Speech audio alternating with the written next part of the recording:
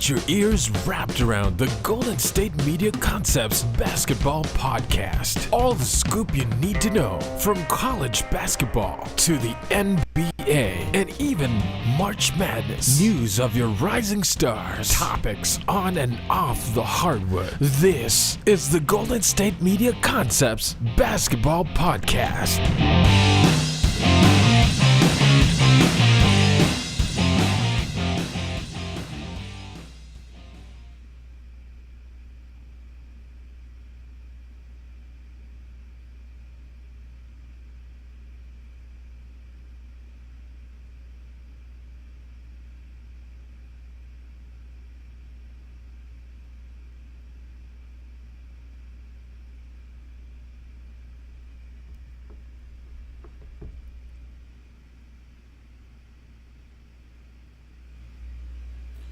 Alright, peace.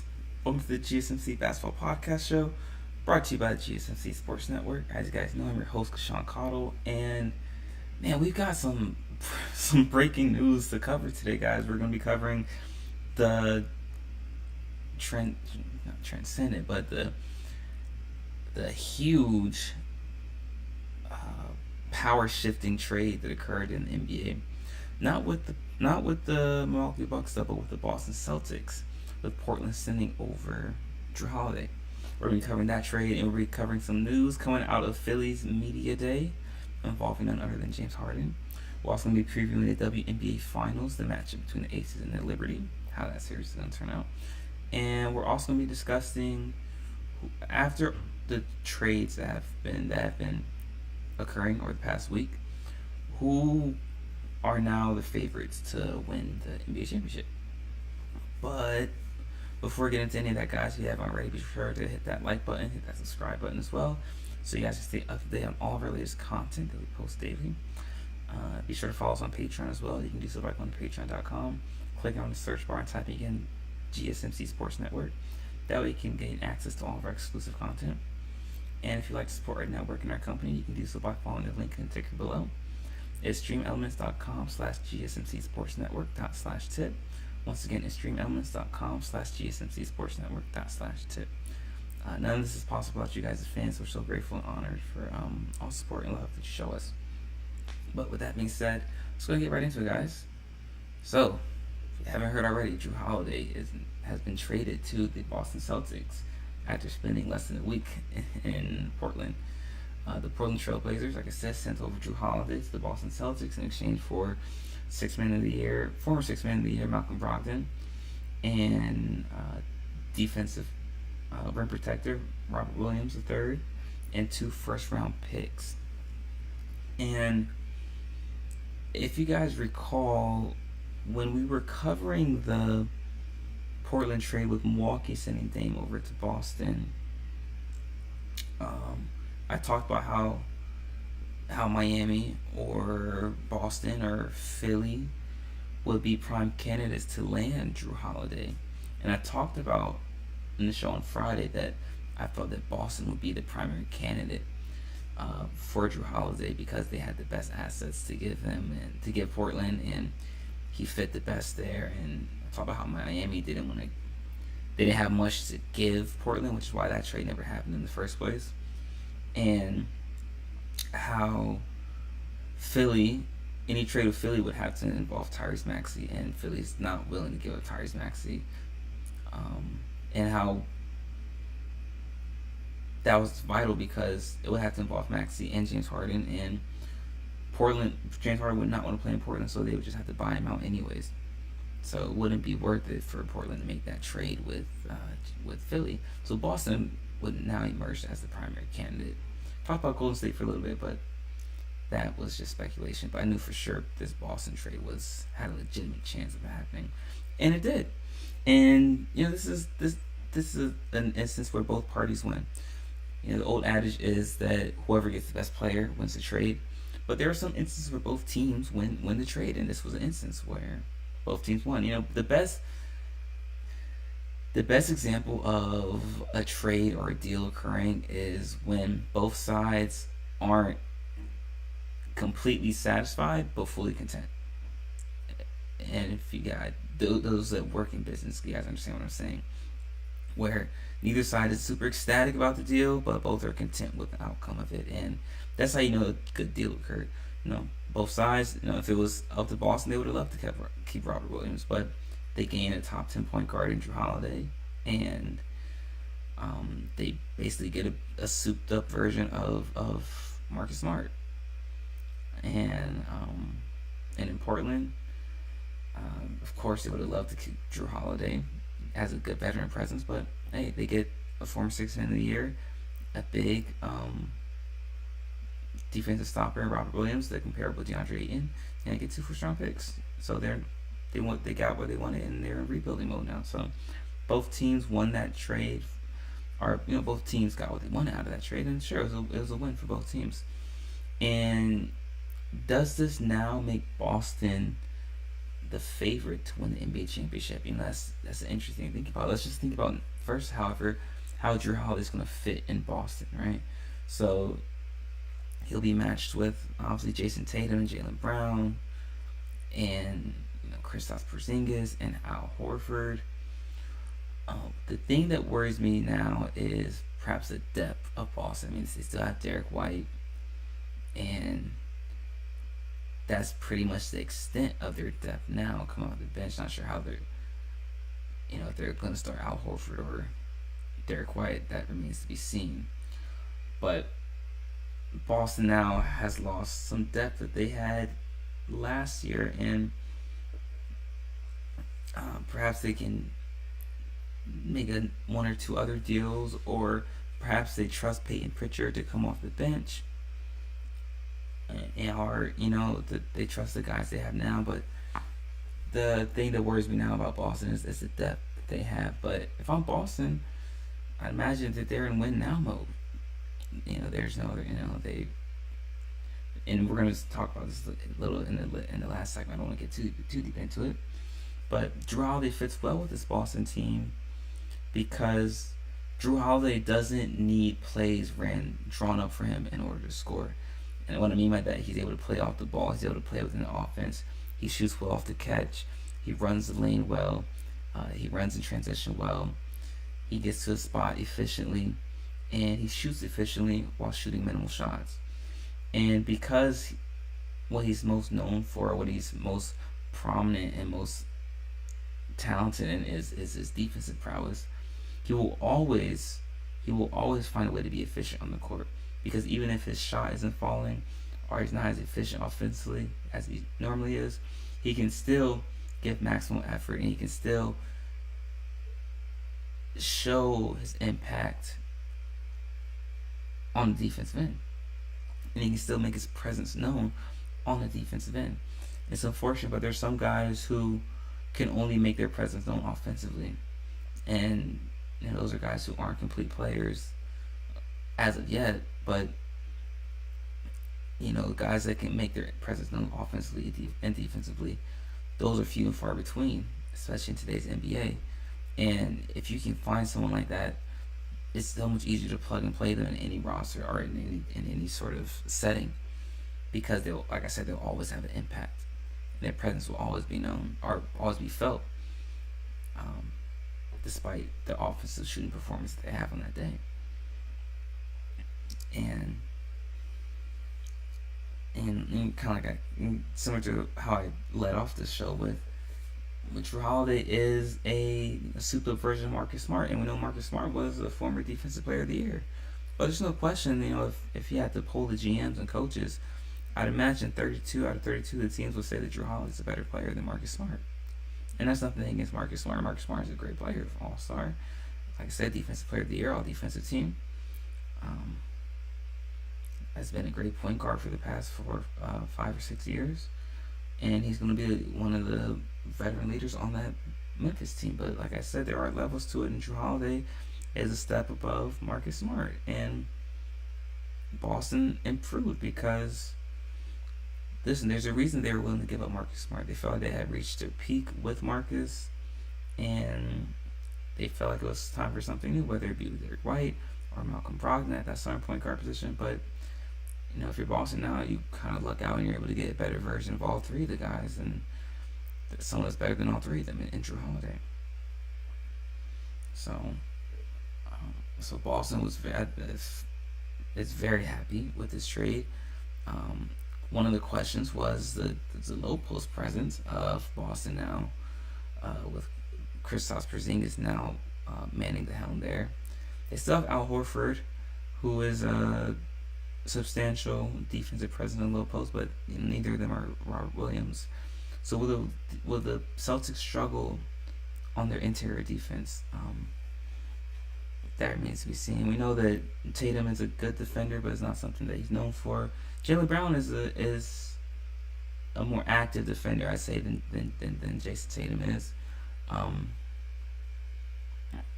So that would, and we know that defensively is where they struggled early on in the season under Joe Mazzulla, but they started to turn that around as the season went along. So defensively, I would like to see how Boston performs, especially at the beginning of the season. I would like to see if they're going to switch more, because it's more in most basketball is, but more of a positionless game. Will Boston have to switch more because having Jrue Holiday there, and or will they want to hedge those screens, or maybe bluff and recover, or it'd be interesting to see how they want to play those ball screens. Maybe get drop coverage. I don't know. We'll have to see. But I want to see the defensive scheme and schematics, or the intentions that Boston has coming into the season with the additions they've made and the roster they have currently constructed. But let me know what you guys think about this trade, though. Do you guys like this trade? Is this good for Boston? Is it good for Portland? Let me know what you guys think. But in our next segment, guys, we're going to be discussing some more news in the Eastern Conference, but this time surrounding the Philadelphia 76ers and none other than James Harden. So be sure to stick around for that, guys. We'll be right back. You're not going to miss it.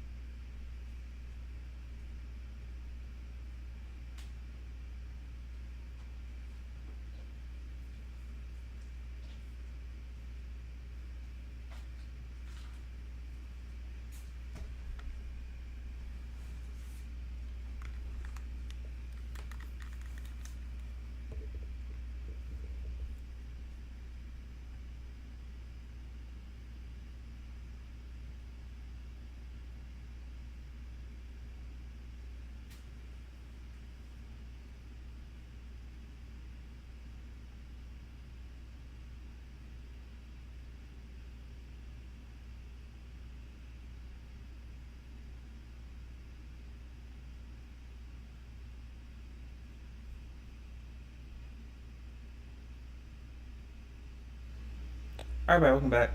In case you missed the first segment of our show, we just discussed the recent trade involving Jrueholiday being sent over to the Boston Celtics in exchange for Malcolm Brogdon and Robert Williams III and 2 first-round picks. And we discussed, we talked about what that means for the Boston Celtics organization, what that means for Portland as well, moving forward. But in this segment, guys, we're going to discuss just for a little bit some not breaking news, but some interesting news coming out of Philadelphia's Media Day. So as you guys know, today was actually the first day for Media Day around the NBA, and so the Philadelphia 76ers held their Media Day, and lo and behold, to no one's surprise, James Harden was not there. And reports state that James Harden does intend to show up to training camp, but he will be making the situation painful and frustrating for the organization, per report. Now, I don't know what exactly that means. What does painful mean for the organization? I don't know what that means, but all I know is that James Harden was not there at Media Day today, and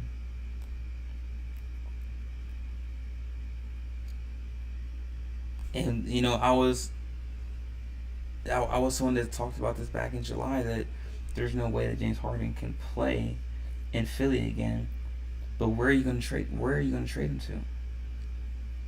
And you know, I was under the impression, like I said, there's no way that James Harden's going to be able to play in Philly again.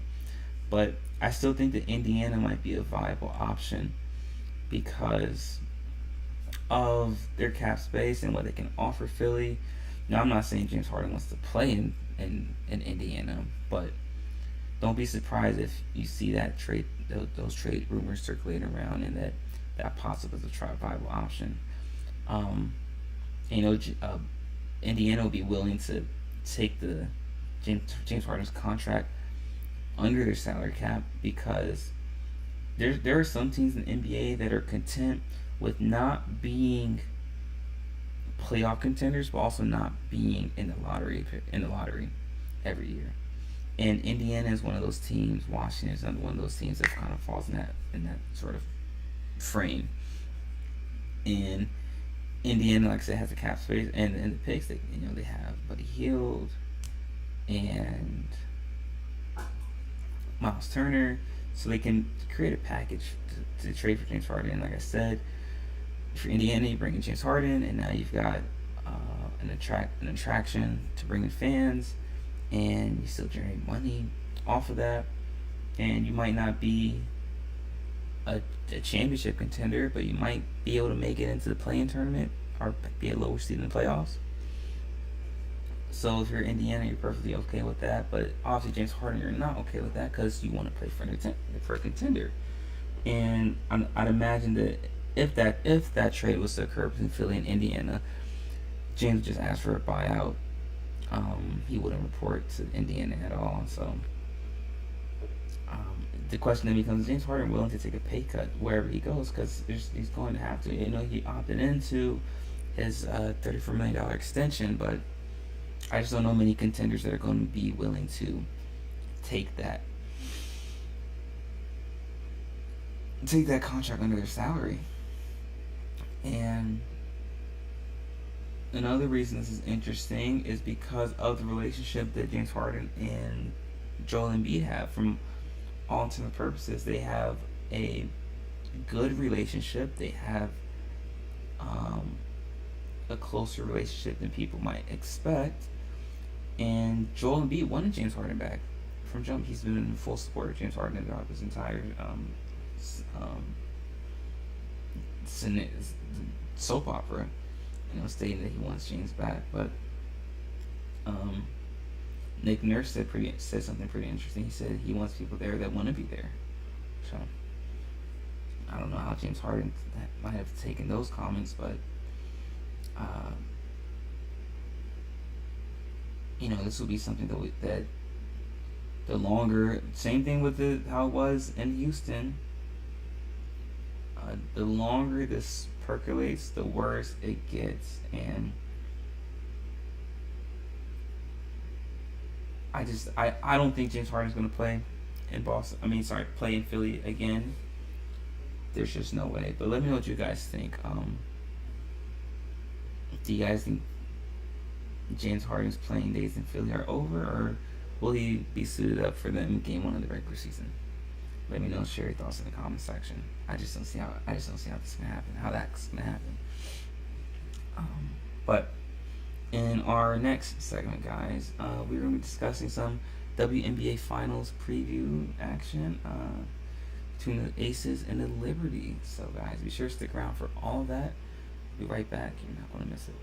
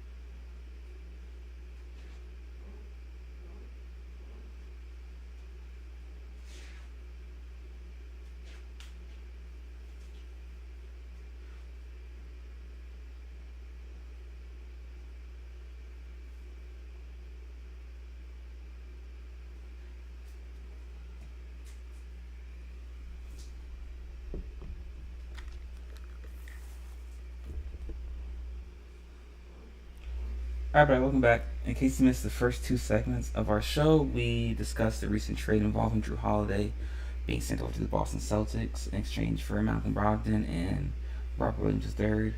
And in our second segment, we discussed James Harden him not being at the Philadelphia's facility for Media Day, and how this could be the start of a very tumultuous end to their relationship. But in this segment, guys, or in our last segment, we'll be discussing whether Boston should be the favorites to come out of the Eastern Conference after this trade. But in this segment, we'll be discussing some WNBA Finals preview action between the Las Vegas Aces and the New York Liberty. But before we get into any of that, guys, if you haven't already, be sure to hit that like button, hit that subscribe button as well, so you guys can stay updated on all of our latest content that we post daily. And be sure to follow us on Patreon as well. You can do so by going to patreon.com, clicking on the search bar and typing in GSMC Sports. That way you can get access to all of our exclusive content that we post daily. And if you'd like to support our network and our company, you can do so by following the link in the ticker below. It's streamelements.com/GSMC Sports Network./tip. Once again, that's streamelements.com/GSMC Sports Network./tip. Excuse me. None of this is possible as you guys as fans, so we're so grateful and honored for all the love and support that you show us, and it's an honor to have this platform. And if you haven't already, be sure to check out the other shows on our GSMC Sports Network: the GSMC Baseball Podcast, GSMC College Football Podcast, GSMC Fantasy Football Podcast, and GSMC NFL Podcast as well. All of our hosts provide great insight into sports that they're covering, and it's an honor and a privilege to be working alongside them.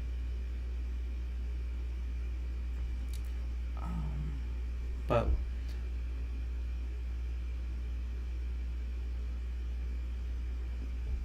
with that being said, guys, let's go and get right into it, will we? Shall we? WNBA Finals preview between the Las Vegas Aces and the New York Liberty. So, as everyone predicted, the New York Liberty and the Las Vegas Aces will be meeting in the WNBA Finals, and the two super teams in the WNBA. The Vegas Aces swept the Dallas Wings in the WNBA semifinals, and the New York Liberty closed out their series yesterday with a win over the Connecticut Sun on the road, beating them in 3 games. In 3 games. Listen, man, this is what I predicted was going to happen. I'm sure a lot of pundits have predicted this would be the matchup going into the start of the season. However, what I wasn't expecting to happen was Vegas's non-perennial dominance. The Liberty struggled at times, just like Vegas at points in their season, but I haven't seen in all my years of watching WNBA basketball, and I'm not being hyperbolic, the Las Vegas Aces are the most complete team I've ever seen. The only issue they have is depth. But we talk offensively, they run a beautiful 5-out motion that centers around Asia Wilson. They sometimes go 4-out one ends. They sometimes go into that handoff action. But their offense is crisp. They play amazing in transition. They create a lot of turnovers. They rebound the ball well.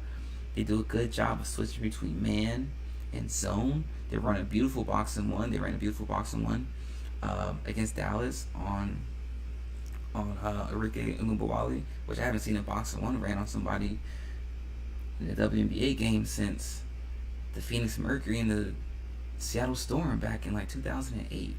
So, so top to bottom, Vegas is the most complete team that I have ever seen in the WNBA since I started watching basketball as a kid back in 2007. And the thing with the New York Liberty, they are a great team as well. Not as complete, in my opinion, as Vegas, because the glaring issue, or the glaring sore spot for New York, is their defensive presence from their guards. And I talked about this in their series against Connecticut, how that if Natisha Heidemann and Rebecca Allen, before she got hurt, if they were able to put a lot of pressure on the New York guards and Sabrina Ionescu and Courtney Vandersloot, then they would be able to wear them out and be able to obviously make them work extensively on the defensive end, which will cause them to be less efficient on the offensive end. And by tiring them out defensively, making them run off of curls and drag screens, and just putting them in a lot of pick and roll action. Because New York isn't a team that likes to switch, so they're working a lot. They have to get over a lot of those ball screens. That's more impact that they have to absorb, those New York guards. So if you're putting, as the Connecticut guards, if they were able to put more pressure on the New York guards, then they would have been more successful. And we saw that's what happened in Game 2. I mean, Natisha Heidemann had 17 points and Rebecca Allen had 19 points, and that was when, in Game 1, that was Game 1. And that's when Connecticut looked most dominant, and that's when New York looked most vulnerable, because they were applying pressure to Sabrina Ionescu and Courtney Vandersloot, making them work on both ends.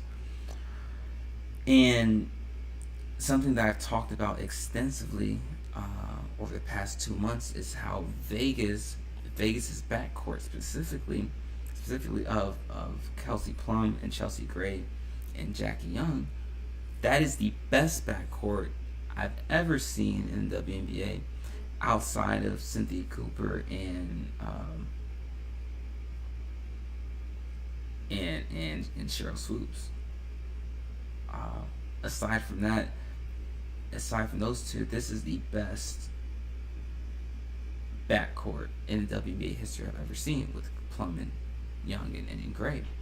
And I don't know if New York has an answer for those three guards, because if you're Vegas, anytime Chelsea Gray has a matchup with Vandersloot or Ionescu, then you're telling Gray to attack the basket every single time and to not settle, get to the bucket, put pressure on her.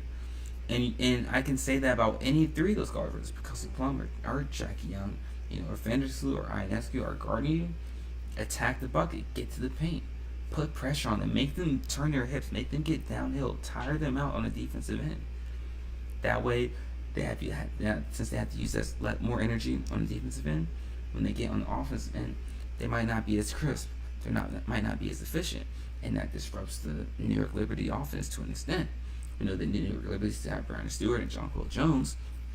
However, where Vegas also shows their level of being a complete team is their ability. They still arguably the best player. I think it's the best player in the WNBA, and A'ja Wilson.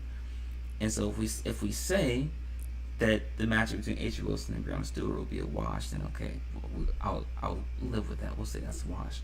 And then we have Jonquel Jones.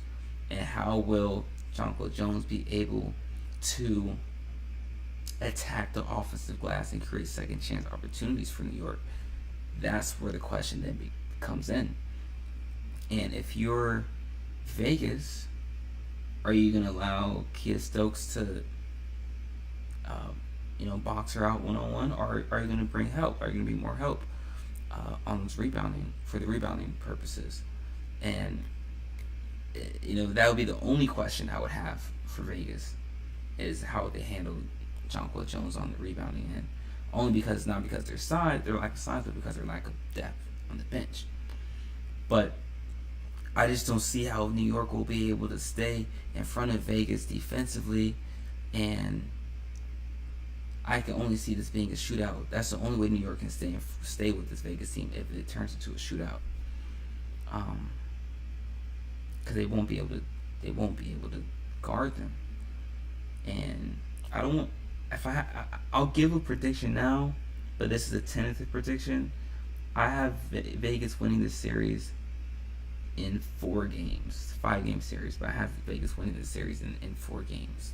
But let me know what you guys think. Do you guys think that this series will go 5 games? Do you think that New York is going to beat Vegas? Or do you think Vegas is going to sweep New York? Or do you think New York is going to sweep Vegas? Share your thoughts in the chat room. Let me know what you guys think. I'm just sharing with you guys my perspective. But in our next segment, guys, our last segment, we're going to be discussing whether Boston is actually, should they be considered title favorites now after the trade for Jrue Holiday. So guys, be sure to stick around for all of that. You're not going to miss it. We'll be right back.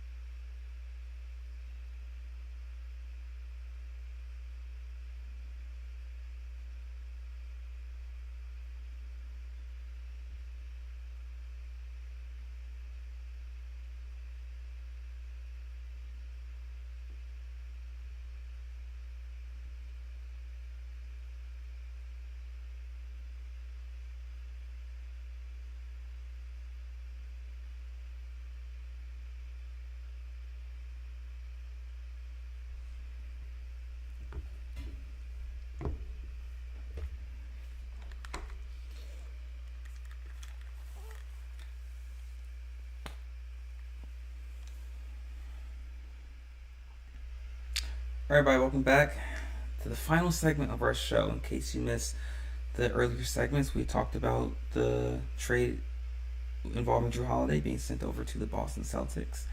And we also discussed the news coming out of the 76ers Media Day and James Harden not being there in attendance. And we also discussed the WNBA Finals matchup. We gave a preview for that between the Las Vegas Aces and the New York Liberty, and just discuss where I expect that series to go and how to turn out. But for this last segment, guys, we're going to be discussing whether Boston is legitimate favorites to win the championship. And, I just want to talk about it for a little bit because I know we covered it slightly in the first segment of the day, but just in case anyone missed it, I'll go over it again. First of all, we all collectively as a GSMC family, we predicted that Jrue Holiday would be traded to the Boston Celtics, and we broke down why Boston was the most viable option because of the pieces they had to offer, and they were a contender. And we talked about why Miami wasn't an option because they didn't have much to offer. Talked about the Philly situation and how any deal involving Philly would need to involve Tyrese Maxey and James Harden. And Philly is not giving up on Tyrese Maxey whatsoever. It doesn't matter what the trade offer is. And James Harden would just ask for a buyout once he got to Portland. So there's no viable option for Portland to make a trade with Philly. And we talked about Golden State. There's some rumors going around how that might have been a viable option, but I think that was just clearly purely speculation. And comes up Boston. We talk about Boston, how they had pieces, they had picks, and they were the most viable option. And now that you get Jrue Holiday in Boston, I think this definitively makes them better than Milwaukee. Even with, I know obviously Dame and Giannis and Jrue and Chris Middleton and Brook Lopez, but what the loss offensively or defensively, with what Milwaukee gained offensively in Damian Lillard does not make up for what they lost defensively in Jrue Holiday.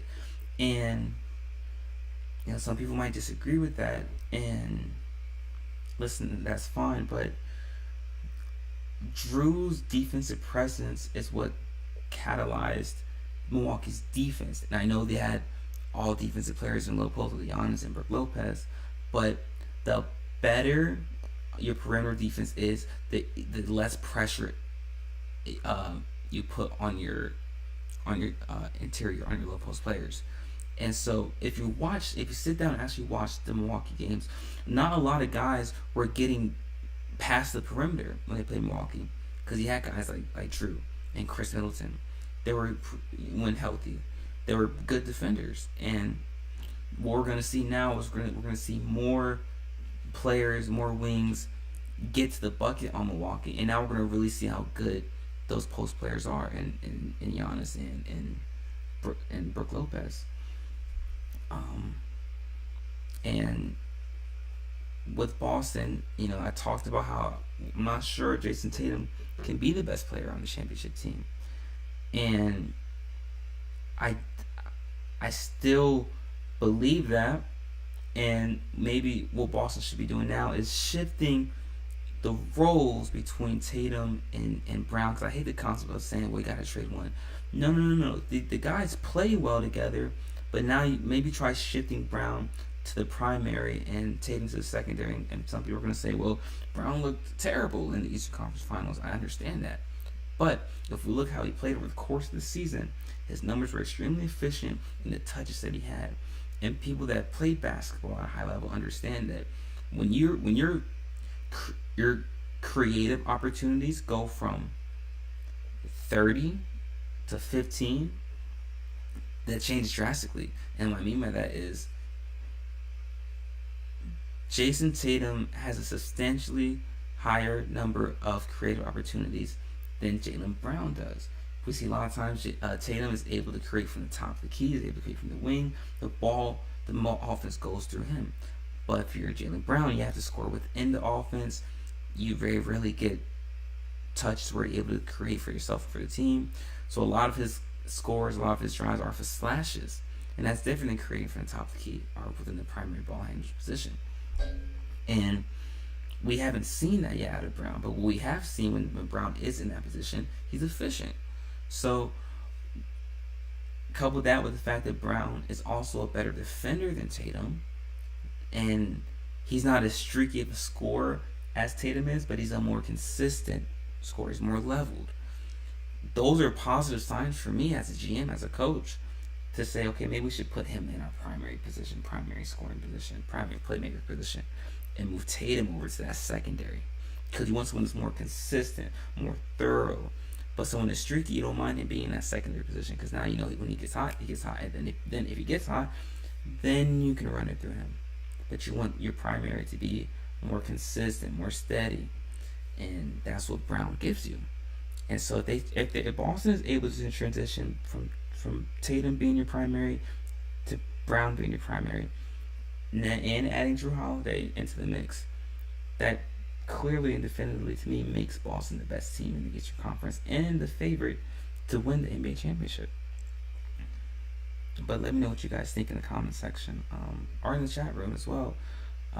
Is Boston the favorites now to win a championship? Can they win this? Can they win a championship with Tatum being the primary option, or does there need to be a shift? Let me know what you guys think. But with that being said, guys, that is it for our show today. What a wonderful show! Thank you so much for tuning in. If you haven't already, be sure to hit that like button, hit that subscribe button as well. And be sure to follow us on Patreon as well. You can do so by going to patreon.com, click on the search bar, typing in GSMC Sports. That way you can gain access to all of our exclusive content that we post daily. And if you'd like to support our network and our company, you can do so by following the link in the ticker below. It's streamelements.com/GSMC-sports-network./tip. Once again, it's streamelements.com/GSMC-sports-network./tip. None of this is possible as you guys are fans. We're so grateful and honored for all the love and support that you show us, and it's an honor to be here. And if you haven't already, be sure to check out the other shows on the GSMC Sports Network: the GSMC Baseball Podcast, GSMC College Football Podcast, GSMC Fantasy Football Podcast, and the GSMC NFL Podcast as well. All of our hosts provide great insight and coverage on the sports that they're covering, and it's an honor and privilege to be working alongside some of the best in sports media. So, with that being said, guys, that is it for our show for today. We'll be back again same time tomorrow, 5:30 p.m. Eastern Standard Time. So until then, continue to stay safe, be vigilant, make smart decisions. Peace.